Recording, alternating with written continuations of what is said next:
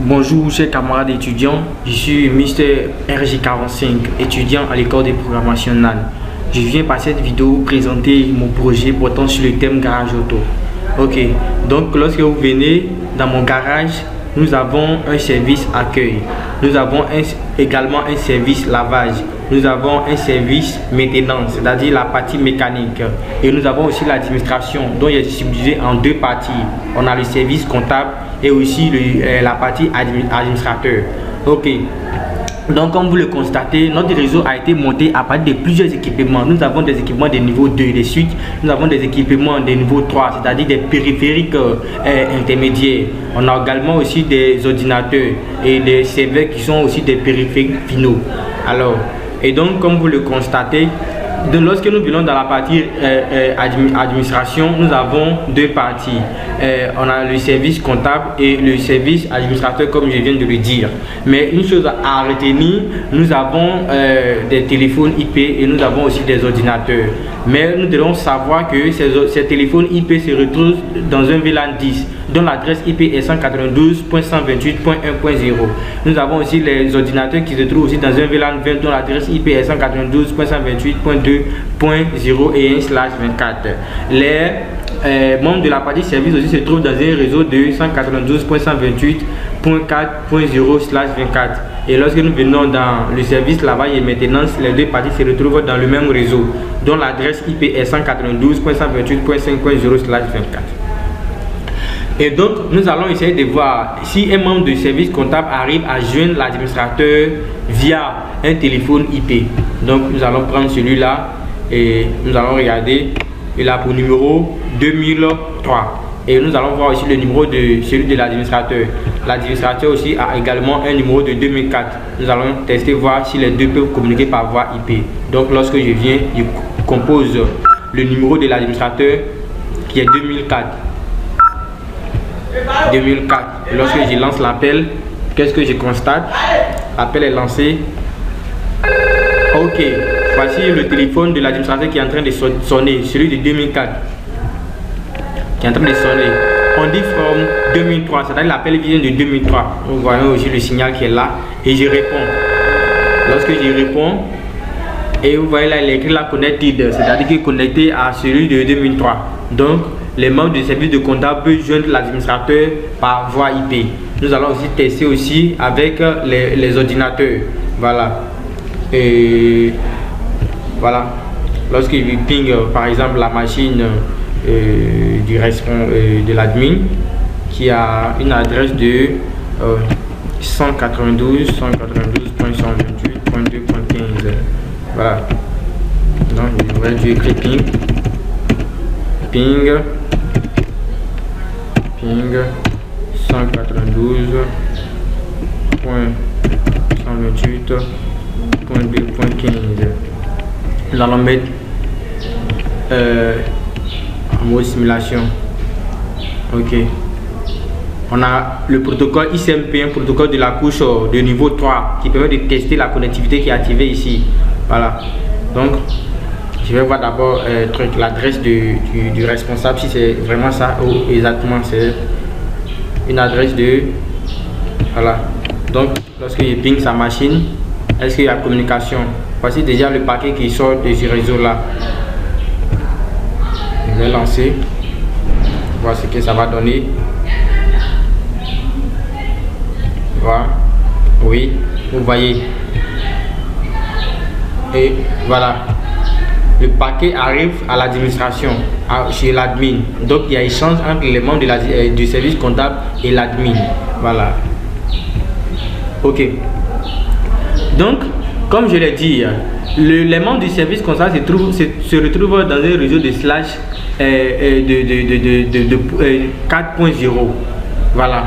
Pourtant, ceux de l'administration se retrouvent dans deux réseaux. 2.0 et 1.0. Est-ce qu'il y a communication? Donc on va consulter l'administrateur là-bas s'il y a échange. Ok. Là ici on va observer sur le prompt ici, hein. Sur le prompt ici, qu'est-ce qu'on nous dit? Qu'est-ce qu'on nous dit? reply.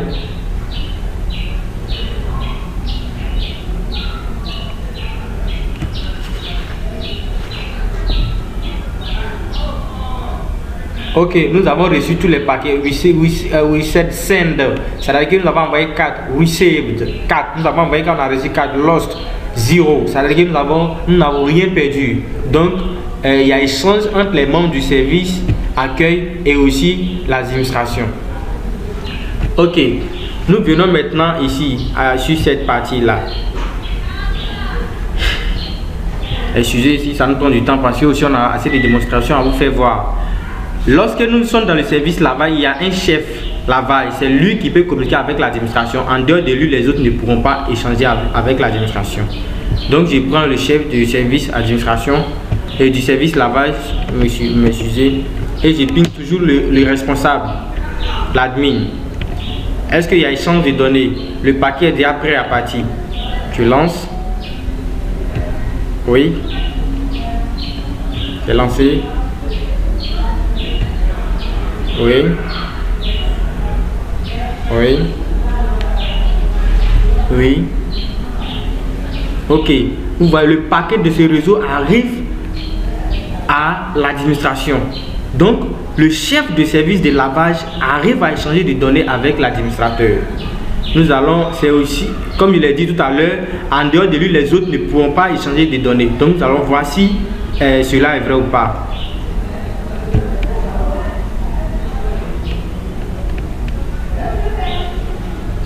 Donc, il prend celui-là par exemple, qui n'est pas le chef. Je vais pinguer l'administrateur. Je lance. Donc, le paquet est prêt déjà à partir. Je lance. C'est lancé. Oui. Non. Il ne pourra pas échanger avec l'admin. Voilà. Il ne pourra pas échanger avec l'admin. Voilà. Donc, cela a eu lieu grâce aux ACL qui ont été mis en place sur le routeur qui est là en question.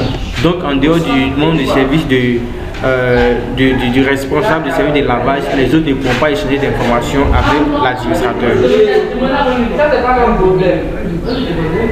Ok, donc comme il a dit aussi tout à l'heure, mais aussi le chef de service de maintenance peut échanger d'informations avec l'administrateur. Donc nous allons tester aussi cela, voir.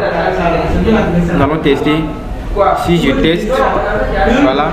Je lance, je suis déjà en simulation, le paquet est déjà prêt à sortir. Oui.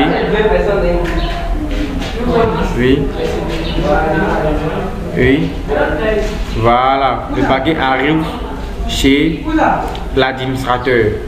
Ok, donc en résumé, en dehors des chefs de lavage et des chefs de service de maintenance, les autres machines qui se trouvent dans le même réseau ne peuvent pas échanger d'informations depuis l'administration. Nous avons un service DHCP qui a été établi sur le routeur en question.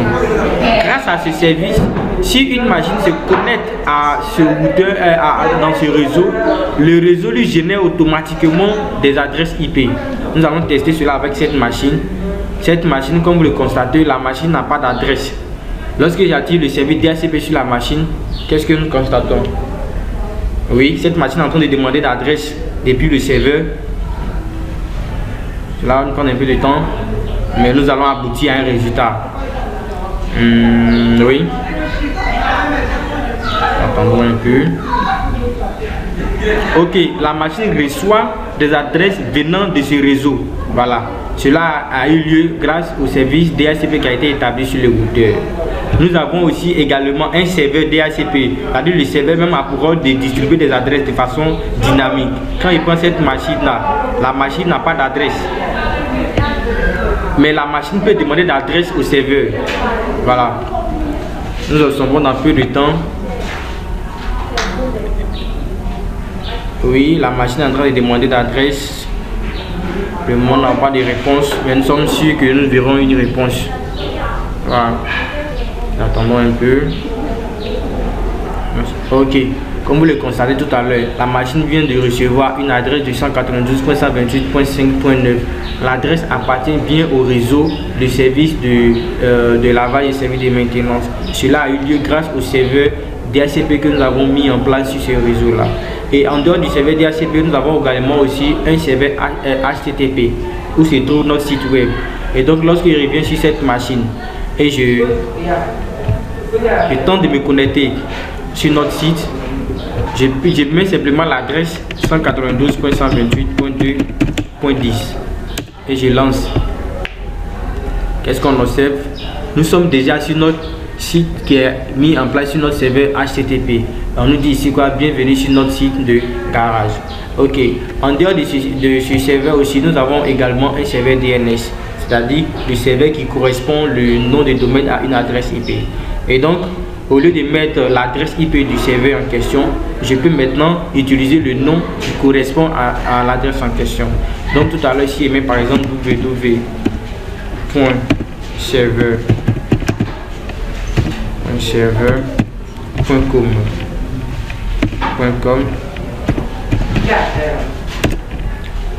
je vais voir si je peux joindre notre site. Nous sortons aussi également sur le site qui a été hébergé sur le serveur HTTP.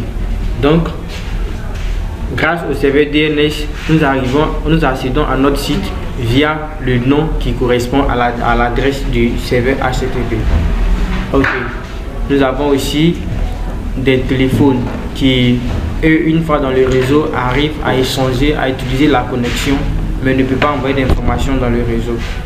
Ok, nous avons aussi des ACL qui ont été établis sur des switches, c'est-à-dire que les switches que vous voyez là peuvent être gérés à distance.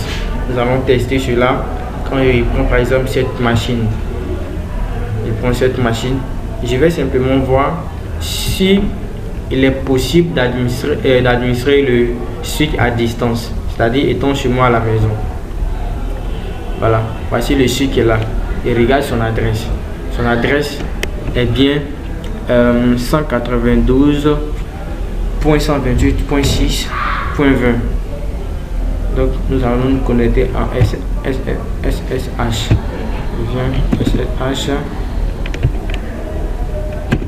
SSH-L, le nom, et puis l'adresse. L'adresse du switch également, c'est 192.128.6. Laissez-moi vérifier. .6.20 je crois. Voilà, .6.20.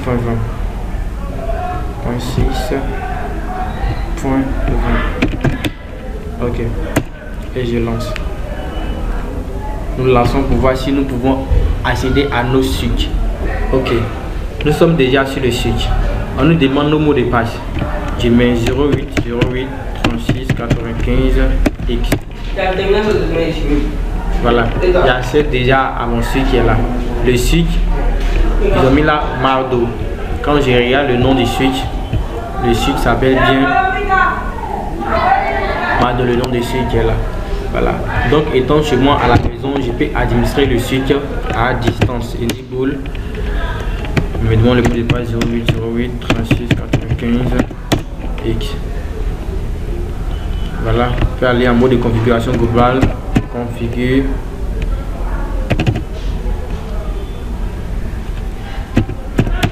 terminal. Voilà. Ok, et puis il arrive maintenant à accéder à mon switch à distance. Voilà. Donc ici prend fin notre tutoriel. Merci d'avoir regardé cette vidéo pour plus d'informations. Voilà.